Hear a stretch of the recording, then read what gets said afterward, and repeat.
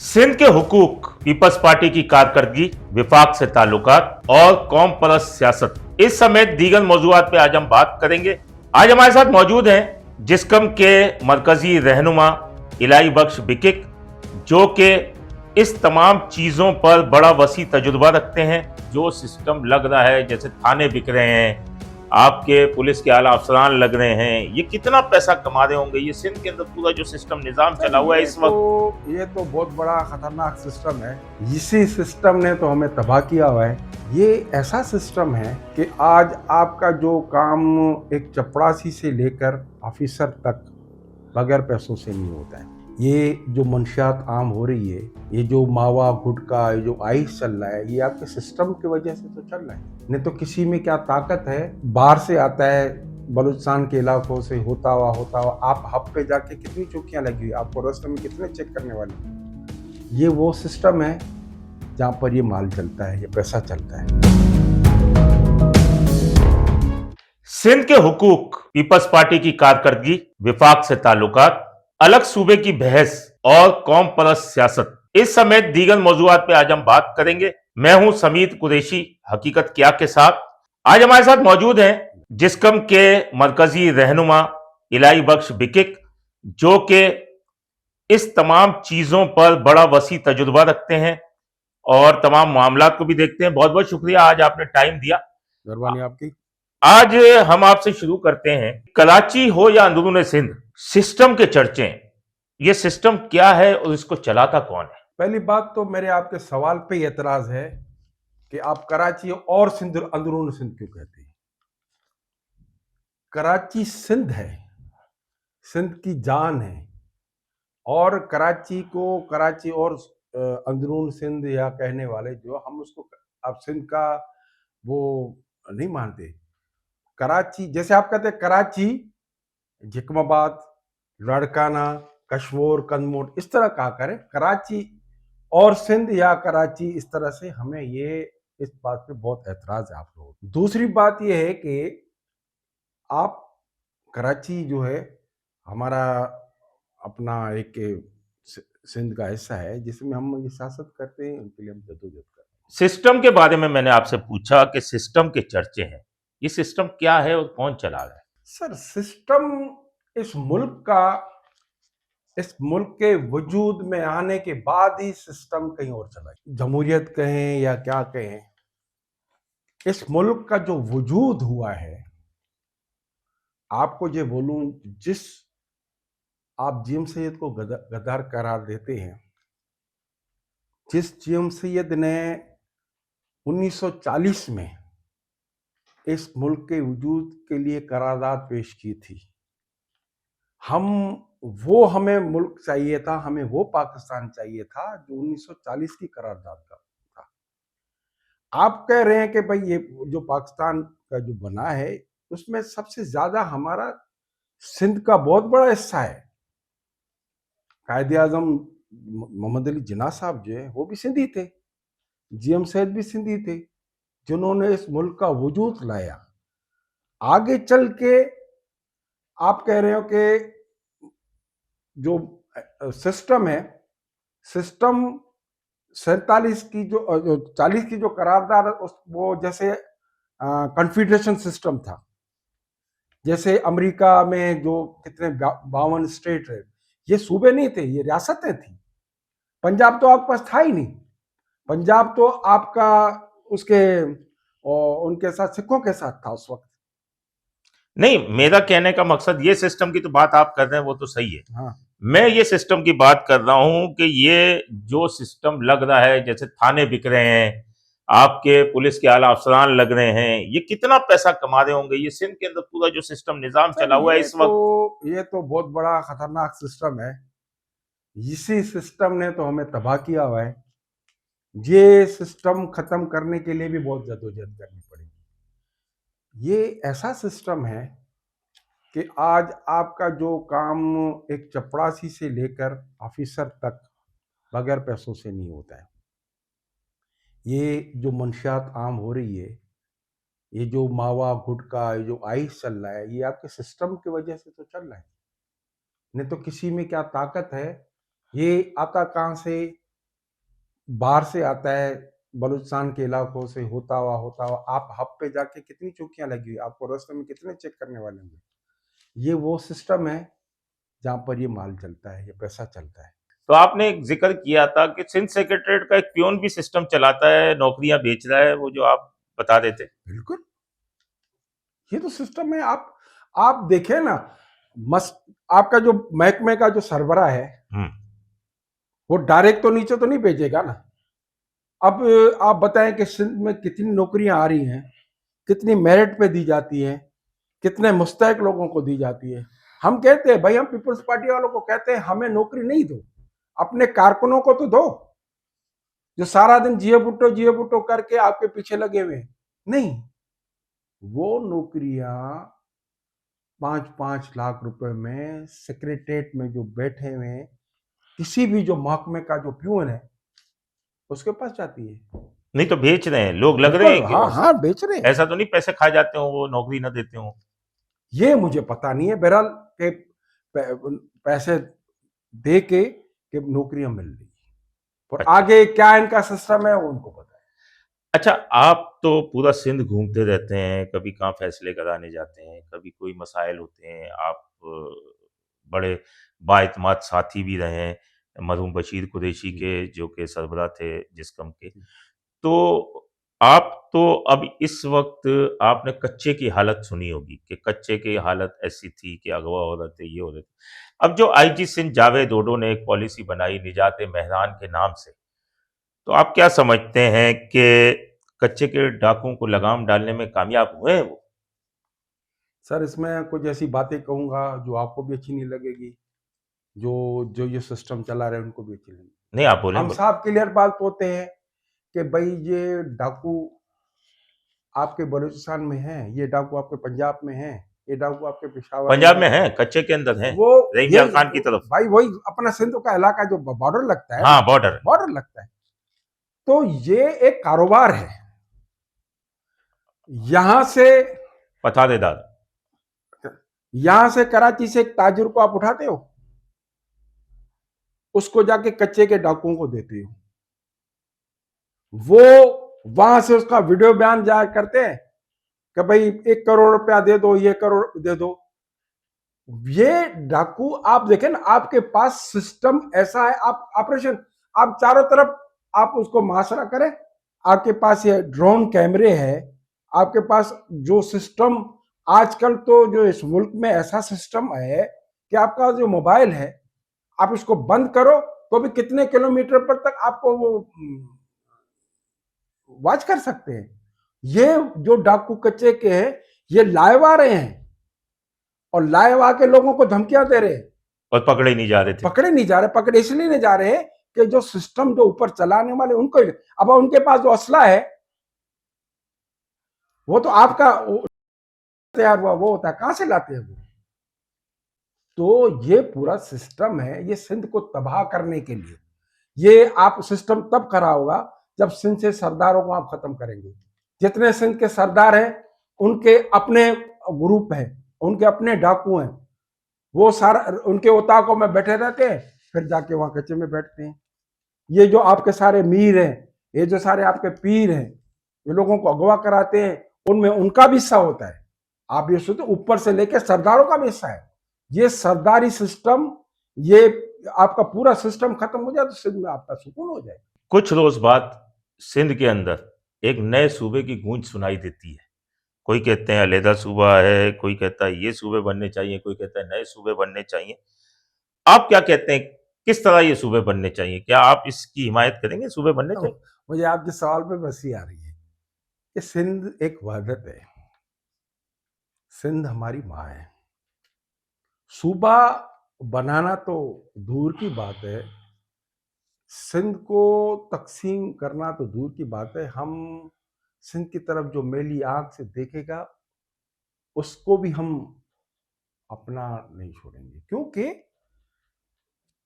ये सूबा, भाई आपको सूबा चाहिए क्यों? ये आफाक मांग रहा है, ये आपका, आप बहरहाल जो लोग मांग रहे हैं वो अब वो सियासी यतीम हो गए, इसलिए कि इस वक्त कराची के अंदर सिंधियों की इतनी बड़ी तादाद हो गई है कि इनका जो है वो सोच रहे हैं कि अब क्या करना चाहिए। इनकी अपनी सियासत तो खत्म हो गई। अपना जो अपने जो अपने कायद को छोड़ के बैठे हुए हैं वो हमारे और आपके क्या होंगे। तो सिंध की वहदत के खिलाफ हम किसी वार को बर्दाश्त नहीं करेंगे। ये सुबह की रोज सुनते हुए आ रहे हैं। आपको याद होगा पहले 1-2 की बात की थी लोगों ने कि भाई ऐसा करो, लेकिन हम इस मामले में इतना है मजबूत है कि ये बोलते रहेंगे, हम उनको जवाब नहीं देंगे। ये वक्त बताएगा कि सुबह इनको मिलता है कि नहीं मिलता। अच्छा विकिक साहब ये बताएं कि जिस्कम जो है जीएसएन कौमी महाज बरसों से सिंध के हुकूक की बात कर रही है, अमली कामयाबी उसको क्या मिली? अमली कामयाबी आपको ये मिल रही है कि इस वक्त हमारी जो जद्दोजहद है, ये आपकी जो पीपल्स पार्टी हुकूमत जो कर रही है, ये हमारी जद्दोजहद को दिखा के ये कर रहे हैं कि भाई अगर आप लोग ये उनको ब्लैकमेल कर रहे हैं कि भाई जब आप हमको हटाएंगे तो पीछे ये कौम परस्त है। तो हमारी जद्दोजहद माशाल्लाह इतनी है कि आज आपको कराची में हर तरफ हमारे कारकुन नज़र आएंगे और सिंध की वहदत के खिलाफ कोई भी बात करेगा तो उनके लिए वो बार मैदान में आ जाते हैं।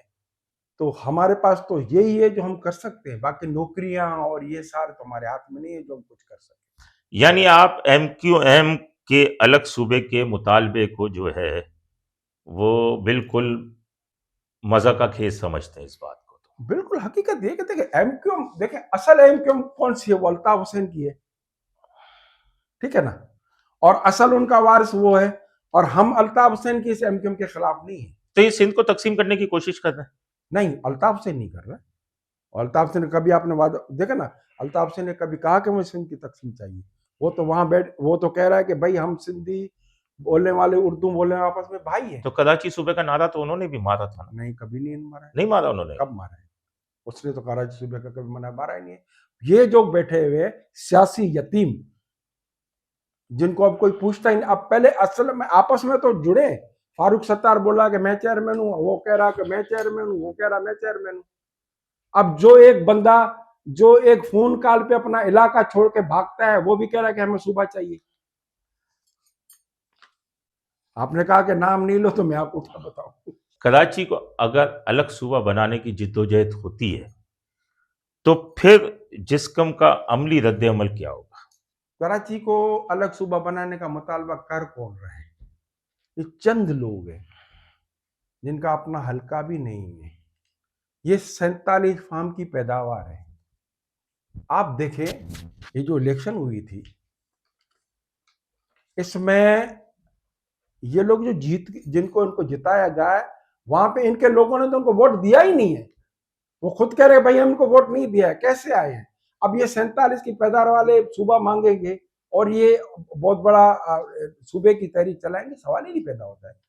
सूबा सिंध एक वहदत है और सिंध के खिलाफ हर उस अमल की हम मजम्मत करेंगे और उसके लिए खिलाफ जद्दोजहद करेंगे जो सिंध को नुकसान पहुंचाए। क्या आप समझते हैं सिंध के वसाइल पर जो है विफाक का कब्जा ज्यादा है या सिंध भी बराबर की हिस्सेदार है? पूरा कब्जा ही वफाक का है। सिंध के वसाइल सिंध के पास हैं कहाँ? तेल हमारा उनके पास है, गैस हमारा वो ले जाते हैं, पानी हमारा वो लेके गए, पानी है, बिजली हमारे उनके पास है। हमारे पास वसाइल है क्या? और तो छोड़ो, ये आपका जो यहाँ से टूल प्लाजा है वहां पे जो पैसा लगता है और जामशोरों से लेके आते के जो पैसा लगता है वो भी तो आपको वफाक के पास जाता है। हमारे पास तो कुछ भी नहीं, सारा कब्जा उनके है। और जो पीपल्स पार्टी है वो उनके मिल बैठ के खाने के, जो तुम भी खाओ हमें भी खाओ, इस पर सिंध के पूरे वसाइल पे वफाक का कब्जा है। आप लोग अक्सर जो है पीपल्स पार्टी पर सिंध के हुकूक का सौदा करने का इल्जाम लगाते हैं और अक्सर ही लगाते हैं, देखा है कि आप। तो अगर ऐसा है तो आज तक मौसर अवामी तहरीक क्यों नहीं चला सके आप? सर हमारी तहरीक तो आपने देखी होगी, 2012 को 23 मार्च को कराची में आपका यहाँ पे इतना बड़ा एहतजाज हुआ था, इतना बड़ा बशीर कुरैशी ने जो जलसा किया था, जो रिकॉर्ड है आज तक ऐसा कभी हुआ नहीं, और हम अभी भी उसमें लगे हुए हैं। पीपुल्स पार्टी को हम ये समझते हैं कि भाई वो वफाक से मिलकर हमारा एहतसाब कर रही है, हमारे वसाइल को हड़प कर रही है। हमारी जद्दोजहद हमेशा उनके खिलाफ रही है। आपने देखा होगा कि सिर्फ पानी के लिए बबर रोड बाईपास पे कितना तारीखी धरना था, और आपका जो पहले एक हम लोगों ने कालाबाग डैम के लिए जो धरना दिया था, जिसमें बेनज़ीर भुट्टो साहिबा भी हमारे साथ आके बैठ गई थी, जिसमें बशीर कुरैशी, साया मीर दरसा साहब थे। तो हमारी तो ये जद्दोजहद है, नहीं तो ये कब का ये पीपल्स पार्टी सिंध को वफाक के हवाले भेज देती। ये हमारी जद्दोजहद है जो रह रही है। आप सिंध की नुमाइंदगी का दावा करते हैं, जिस कम सिंध की नुमाइंदगी करती है, इंतखाबात में आवाम आपको वोट क्यों नहीं देती? सर हम लोग इलेक्शन लड़ते ही नहीं, हम इलेक्शन की सियासत करते ही नहीं है, हमारा इलेक्शन पर ईमान नहीं है। हम यानी आप समझते हैं कि फॉर्म 47 वहां भी चल जाएगा? हम इलेक्शन की सियासत करते ही नहीं है, क्योंकि हम कहते हैं कि सिंध जो है उसको हम जब तक वो इन इन चीज़ों से निजात नहीं हासिल कर पाएंगे, इनके लूट मार से, तब तक हमारा इलेक्शन से कोई ताल्लुक ही नहीं। लूट मार सिस्टम, ये चीजें खत्म नहीं होंगी जब तक इलेक्शन नहीं लड़ेंगे आप। क्या कौम परस्त जमातों की जो ये आपस में तकसीम है, ये सिंध की सियासत को नुकसान नहीं पहुंचा रही? अगर सब एक हो जाए कौम परस्त, देखिए ना कितनी पार्टियां बन चुकी हैं, कहीं जिस्मम नजर आ रही है, कहीं एसयूवी नजर आ रही है, कहीं कौन नजर आ रहा है, कोई कौन नजर। तो अगर ये एक हो जाए तो एक होने की कोशिश क्यों नहीं करते? सर आपने देखा होगा कि सिंध बचाओ कमेटी में भी हम एक थे। फिर आपको पता होगा कि जब ये असेंबली में एक बिल पास हुआ था कि सिंध के जो सरकारी ज़बान है वो सिंधी है, उस पर जो लोगों ने एहतजाज किया था। फिर जब ये सिंध 1-2 की बात हुई थी तो बशीर कुरैशी की निगरानी में बहुत बड़ा एहतजाज हुआ था, और अभी भी एक सिंध बचाओ कमेटी है जिसमें सारे कॉम्प्रेस शामिल हैं, और वो जब भी ऐसा कोई मामला तो होता है तो सब एक उसमें क्यों नहीं हो जाते? मिले हुए हैं ना। खत्म कर देना ये पार्टियां, ये आप सर जिसको हम वो खत्म अलग ये करें, देखें वो ना, जिसको हमारा हम वो खत्म वो पार्टियों का अलग मंच छोड़ देखे। सिंध, हम सब जितने भी सिंध की पार्टियां हैं उसके लिए सिंध मुकद्दस है। सिंध की वहदत पर जब वार होता है तब सब आपको अकेले एक साथ नजर आते हैं, बाकी हर किसी की अपनी पार्टी है। आप देखें ना, जो कॉम्परस जो ये जो इनकलाबी पार्टियां होती है उनमें आप देखें फलस्तीन में कितने ग्रुप हैं, लेकिन वो फलस्तीन के लिए जद्दोजहद कर रहे हैं। इसी तरह हमारे सिंध के लिए हमारी जद्दोजहद जारी है। इंशाल्लाह जब भी इन चीज़ों से हमारा निजात होगा तो सिंध हमारा।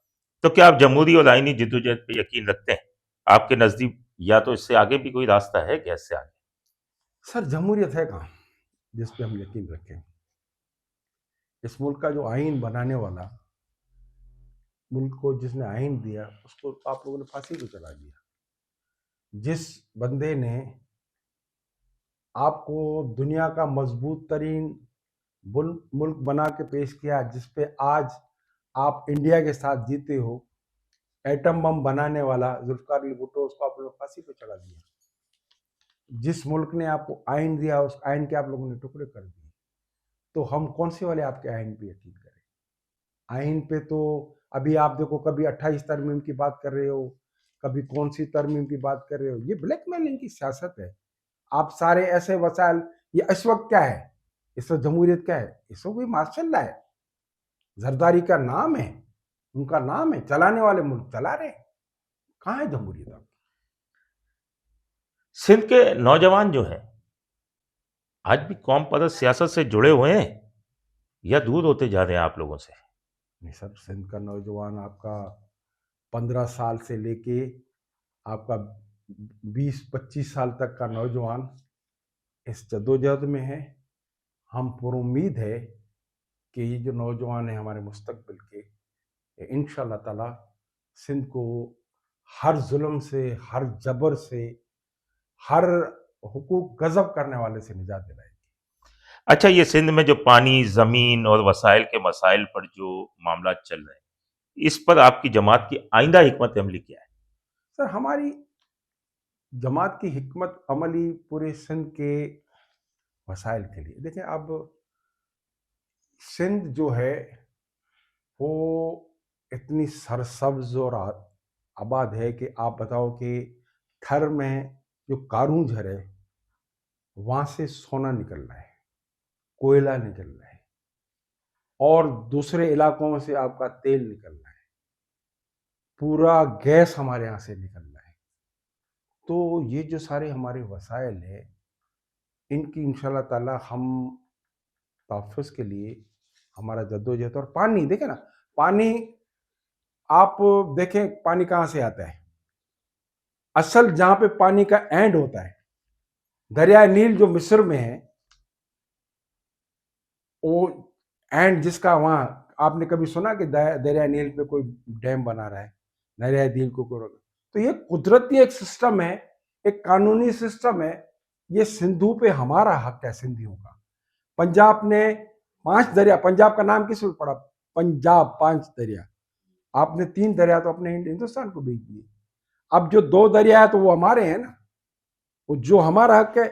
आप बलूचिस्तान का पानी रोक रहे हो, हमारा पानी रोक के अपनी चोलिस्तान की पता नहीं कितने लाख एकड़ जमीन जो बंजर है, जो जहाँ पे रेत है, उसमें पानी देके आप हमारा पानी रोक रहे हो। ये कौन सी आपकी जमहूरियत है? अच्छा, अब ये एक ग्रीन पाकिस्तान का मंसूबा और कॉर्पोरेट फार्मिंग पर, उस पर क्या तहफ़्फ़ुज़ात हैं तो आपके? वही अभी जो मैंने आपको बात बताया कि ये जो कैनाल्स जो बना रहे हैं, ये कारपोरेटिक फार्मिंग जो है, वो सारी जमीनें इन लोगों ने चाइना वालों को दी है। अच्छा। चाइना वालों को दिए। देखिए अब मसला ये है कि आप जो सीपेक का जो पैसा खर्च कर रहे हो, सीपेक का जो आपके पास आया है, जहाँ के लिए हुए वहाँ आपने खर्च नहीं किया है। आप देखें सीपेक का कोई काम सिंध में आपको नजर आ रहा है? यूनिवर्सिटियाँ, रोड आपका पंजाब में बन रहा है। ये जो कैनाल्स बना रहे हैं, कैनाल्स बना के ये जो बंजर जमीन है चोलिस्तान की आबाद करके, ये इन लोगों ने चाइना वालों को दिया हुआ है। यहाँ पे ये करके, और इनको परसेंटेज देके बाकी चाइना ले जाएगा, और पानी हमारा सिंध क्या जा रहा है। तो हम इसके खिलाफ हैं, हम कभी इसको बदलें। अगर कल विफाक सिंध को तमाम तर आईनी हुकूक मुकम्मल तौर पर दे देता है, तो फिर भी आपकी जिदोजहद जारी रहेगी? यार ये तो एक तस्वर है कि वफाक आपको पूरे हक देगा, इसकी यानी तो कोई नहीं देगा? उम्मीद नहीं है। क्योंकि इस वक्त जो सियासत चल रही है, इस वक्त आप देखें ना कि आप सोच रहे हैं कि वजीर आजम शहबाज शरीफ है, सदर जरदारी है, हुक्म उनके चल रहे हैं, तो ये आपकी गलत फहमी है। मेरे मुख्तसरन यही सवाल का जवाब है कि जो चलाने वाले हैं वो कभी भी नहीं चाहेंगे कि पूरे हुकूक मिले। अब अगर एमक्यूएम पीपल्स पार्टी की कारकर्दगी पर खैर, तो उन्होंने अभी एहतजाज का सिलसिला शुरू करना है और मुख्तलिफ जगह पे प्रेशर बढ़ा रहे हैं वो लोग, तो अब ये अलग सूबे के लिए एक बड़ी तहरीक चलाने वाले हैं, चलाएंगे भी यकीनन। तो फिर जिसकम उस पर क्या करेंगे? सर पहले मुझे बताओ कि एमक्यूएम है कहाँ? एमक्यूएम तो अल्ताफ के बगैर कुछ भी नहीं है। ये जो चंद लोग हैं वो सियासी यतीम हैं, इनके पास लोग ही नहीं है। ये तो जलसा भी नहीं कर सकते जो तहरीक चलाएंगे। ये अब फार्म 47 की पैदावार है। इनको बिलाल भुट्टो ने सही मशवरा दिया है कि आप जाके हुकूमत से अलग होकर या बैठ जाते। देखो पहले ये मुतालबा करते थे, इनके माने जाते थे। अब इनके पास कुछ है ही नहीं। इनके पास देखे ना, तहरीक वो चलाती है जिनके पास लोग हो, जिनके पास अवाम हो। कराची के लोग अब उनसे बेजार हो नहीं चुके तो हैं। जमा तो कर ही लेते हैं ना ये लोग, जिनको सर मैं नौकरियां दी आपको हुई हैं, बताऊं कि जिनको। ऐसा कोई तस्वर भी नहीं है कि ये लोग तहरीक चलाएंगे। अल्लाह का शुक्र है, हमारी पार्टी, हमारे लोग इतने मजबूत हैं कि सिंध को सूबा बनाना तो दूर की बात है, सिंध की एक इंच जमीन को हम इनको देने के लिए तैयार नहीं है, क्योंकि हम कह रहे हैं कि भाई देखें, एक बात बताऊं, ये लोग उर्दू बोलने वालों भाइयों को इस्तेमाल कर रहे हैं, और उर्दू बोलने वाले भाई अब समझ गए हैं, उनको पता है कि भाई हमारा जो मरना जीना सिंध के साथ है, सिंधियों के साथ है। आज लालू खेत का सिंधी, लाड़काना का सिंधी, हम एक हैं।